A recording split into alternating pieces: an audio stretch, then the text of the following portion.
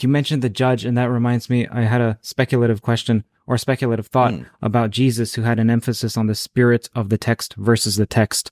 And one is in keeping Yes. with God, and the other is pharisaical. It's a literal interpretation.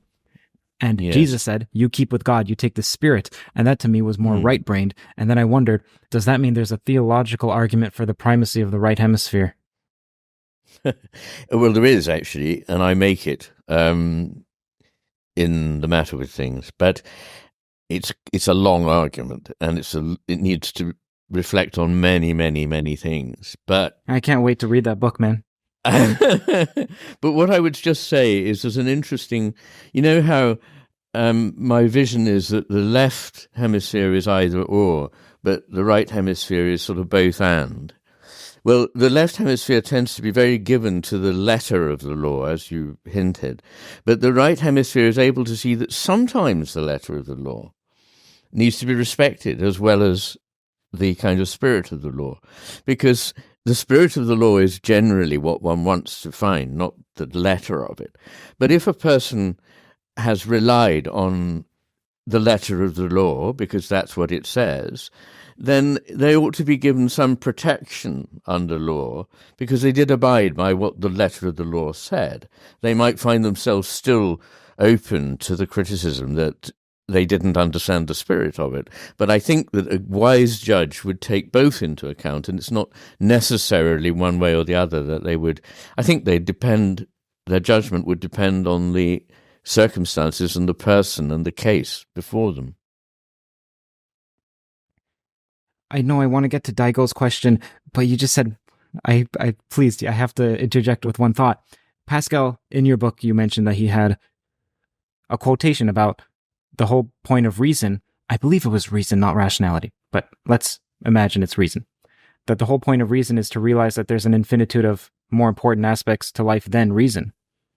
And then I was wondering, well, what does one say to the retort that when giving a reason to not use reason, you're still appealing to reason? So it's somewhat self-defeating. How do you get out of that? I didn't quite catch the meaning of your last remark. Let's say you're explaining to someone, here's why you shouldn't use reason alone, or if it's rationality alone. But either way, you're giving a rational argument, or you're giving a reason to. Well, there are different levels of reason.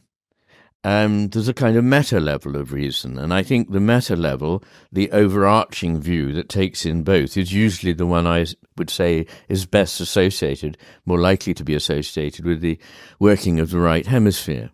And so, as I say, the right hemisphere is no stranger to reason, absolutely not.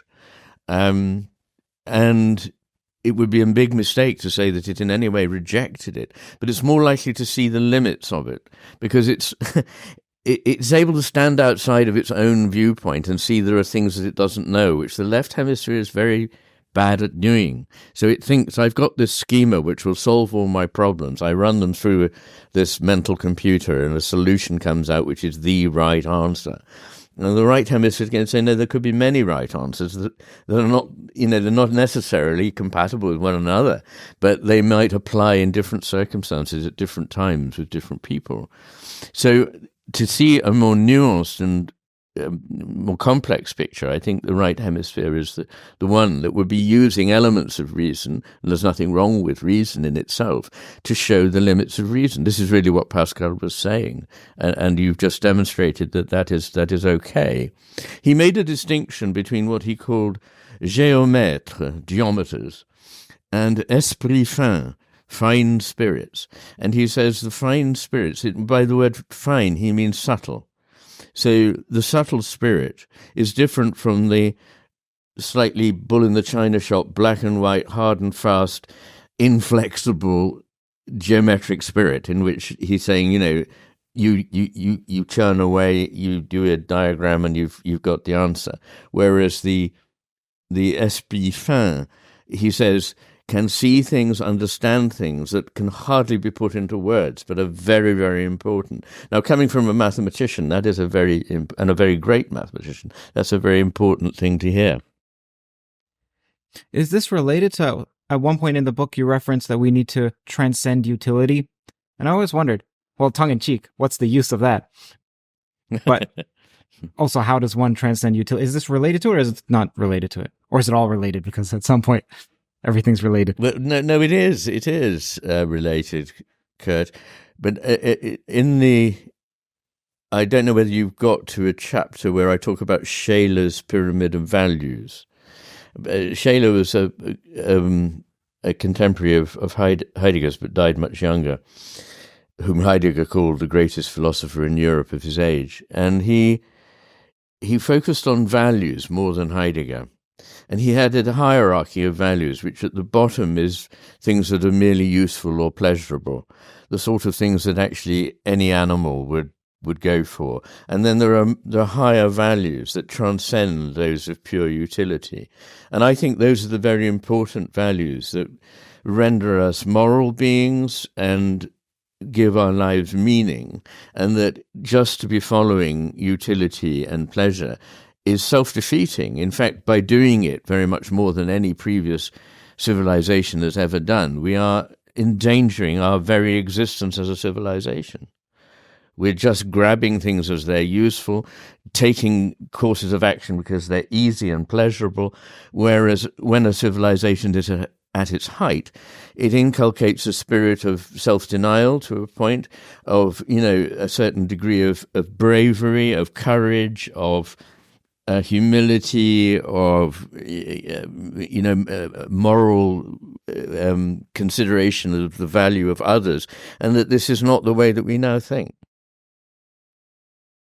I'm assuming then when you use the term utility, you mean in a short-term or short-sighted or self-centered manner, because yes, we could always say that we could always reposition utility to be utility for God, so that if we're acting in accordance with our morals, then that's useful for the group as the whole.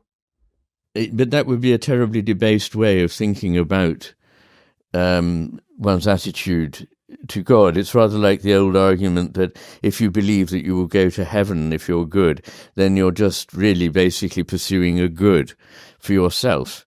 But that is really to completely stand on its head. I'm not saying there aren't people who can be motivated wrongly in this way. I'm sure that there are and were.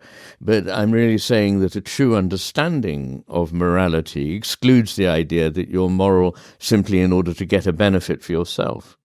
I mean, that's not morality. That is a kind of selfishness. And it's what we mean by hypocrisy, where people say things and do things in order to look good and, sound like they're something that they're not. If you enjoyed that clip, then the full podcast is out right now. You can click around here. Enjoy. Subscribe to Theories of Everything to get notified of upcoming podcasts, as there are new full-length podcasts every week on the topics of mathematics, physics, consciousness, free will, and AI.